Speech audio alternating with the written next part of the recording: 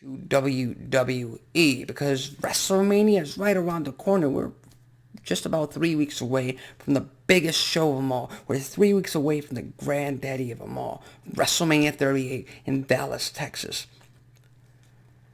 And the WrestleMania card was starting to look a bit lackluster on the men's side of things. I mean, Roman Reigns versus Brock Lesnar, yes, it is the best built story for these two men up until now. But it's something that we've seen time and time and time and time and time again in WWE. Am I excited for it? To be honest, I'm more excited about once we get that match over with.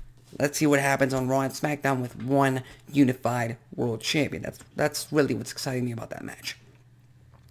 We got Sami Zayn versus Johnny Knoxville. All I can say is I'm happy that's not for the Intercontinental Championship. Thank you, Ricochet. We got Finn Balor versus Damian Priest for the United States Championship. Damian Priest became a heel. Tricky move on WWE's part because they couldn't get him over as a babyface. Let's see if Finn Balor can get him over as a top bad guy. Cody Rhodes, there's no mention. There's no appearance from him scheduled in WWE anytime soon. At least that's what's being reported. So we'll just have to wait up and see what goes on with that. We got Kevin Owens having a KO show with special guest Stone Cold Steve Austin, which I do hope is not an actual match between these two. Because Stone Cold Steve Austin got the perfect bookend to his career, losing to The Rock at WrestleMania 19. I mean, can't get any better than that. And as you can see, the sun's in my face right now. So I'm doing. You can obviously tell I'm doing this a little bit later than I usually do. So yeah. Not a fan of that. But the match I'm talking about right now is the best step forward that WWE could have taken. And I'm talking about the rated R superstar turning heel, beating the living crap out of the phenomenal one, AJ Styles, and setting up another dream match for WrestleMania. A match that fans have been wanting to go down ever since Edge made his return to WWE in the 2020 Royal Rumble. And wouldn't you know, the first man Edge speared, I believe, if I'm not mistaken, and if I am, correct me on the comment section below. Edge came back into the Rumble, and the first man he speared was AJ Styles. And I love the way he put it a week ago in his promo. Edge was happy. He was ecstatic. He was, out of his mind happy to have AJ Styles be the one to challenge him for WrestleMania. Have that match. A match that he's always wanted. A match that every single fan out there has always wanted. But he said it best when he said he wants a bulldog. He doesn't want the tag team specialist or the former tag team champion with Omos.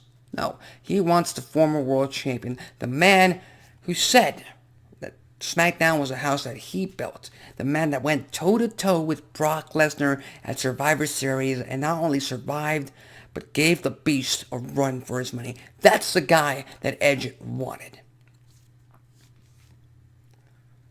And when he didn't get the response he wanted from AJ Styles just got pissed off. He was questioning whether or not Edge was being serious. Well, Edge decided to take his opportunity and strike and make sure that AJ Styles' rage came out in a blaze of glory, and there was nothing that was gonna stop them from having this match at WrestleMania.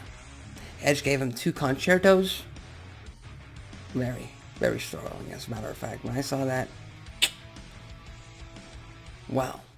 It really ignited the flames of this rivalry. And I gotta say this, we're gonna have a great match between these two at WrestleMania. We are. There's no doubt in my mind about that. But if you think that this feud, that this rivalry is gonna end at WrestleMania after what Edge has already done to AJ Styles, you are mistaken. You're very mistaken. Because at WrestleMania, this will only get started. And I'm hoping AJ Styles comes out on top and he's able to get back into the world title picture, because that's how damn talented and that's how damn good he is. If you ask me, I don't want another Edge world title run. I don't think he needs it.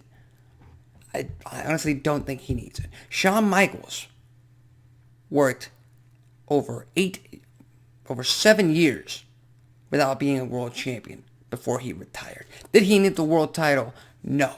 Absolutely not.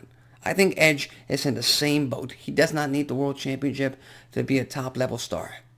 I've said it in the past too, that Lesnar versus Reigns match did not need both titles on the line.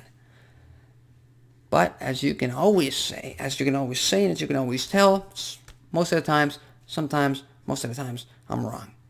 So with that said, what do you think about AJ Styles versus Edge at WrestleMania 38? Is that the match you're most looking forward to at the show of shows? Or do you have a different pick? Were you at all disappointed with AJ Styles being named Edge's opponent at WrestleMania? Leave your thoughts, comments, and predictions in the comment section below.